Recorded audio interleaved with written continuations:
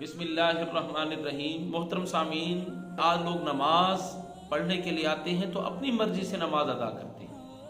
کھڑا اپنی مرضی سے ہونا، رکوع اپنی مرضی سے، سجدے اپنی مرضی سے۔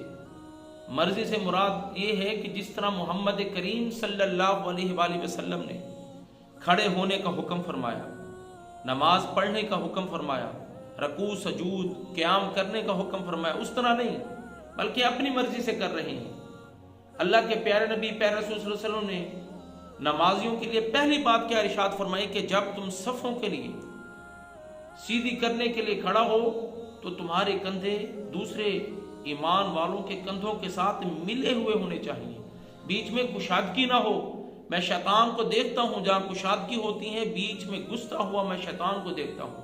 محمد کریم صلی اللہ علیہ وسلم نے ارشاد فرمایا، یہ پہلی بات۔ اور دوسری بات، تمہارے کندھے دوسرے ایمان والوں کے لیے نرم ہونے چاہیے، سخت نہ ہوں کہ ان کو تکلیف نہ پہنچے۔ اور آج ہم اپنے سٹائل سے کھڑے ہوتے ہیں، آج ہم اپنے انداز سے کھڑے ہوتے ہیں، بیچ میں کشادگی ہے، کندھوں کو سخت کیا ہوا ہے۔ جب سجدہ کرتے ہیں دوسروں کو تکلیف ہوتی ہے، اپنے بازوؤں سے دوسروں کو تکلیف پہنچاتے ہیں۔ محمد کریم صلی اللہ علیہ وسلم نے ارشاد فرمایا، کوئی آگے ہے کوئی پیچھے کھڑا ہو جاتا ہے، ایسا یہ سنت کے خلاف ہے۔ آپ صلی اللہ علیہ وسلم نے ارشاد فرمایا، یا اللہ جو صفوں کو ملائے تو اسے ملا، جو صفوں کو توڑے یعنی بیچ میں کشادگیاں پیدا کرے، یا اللہ تو اسے توڑ دے۔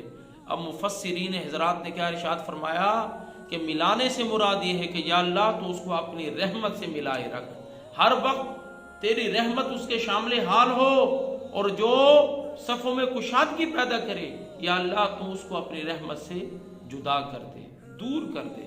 مولا ہم سب کو اس طرح نماز پڑھنے کی توفیق عطا فرما جس طرح ہمارے محمد کریم صلی اللہ علیہ وسلم نے ارشاد فرمایا، وما علینا الا البلاغ۔